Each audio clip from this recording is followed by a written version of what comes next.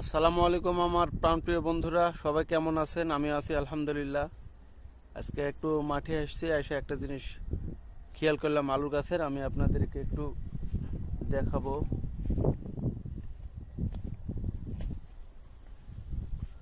প্রিয় দর্শক, এই যে দেখেন আলুর এই যে ফুসালার মতো একটা ভাব হয়েছে। এই যে প্রিয় দর্শক, এই যে দেখেন, আমি আপনাদেরকে একটু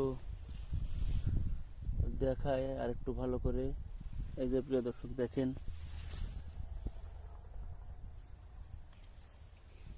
আমি আর একটু ভালো করে দেখাই প্রিয় দর্শক।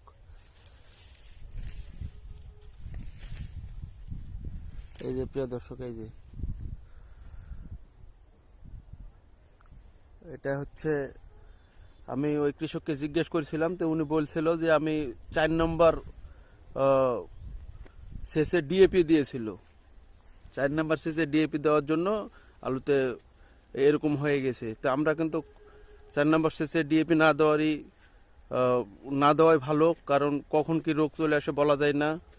আর দ্বিতীয় কথা হচ্ছে যে আমরা সব সময় সকাল বিকাল এখন জমিতে খেয়াল করব। এখন ভরপুর গাছ, আপনার যদি ফুসা লাগে তো নিমেষের মধ্যে কিন্তু আপনার গাছ ধ্বংস করে দিবে। তো সবাই আমরা সকাল বিকাল খেয়াল করব। তো প্রিয় বন্ধুরা, সবাই সাবধান থাকবো, সবাই ভালো থাকেন, সুস্থ থাকেন। আসসালামু আলাইকুম।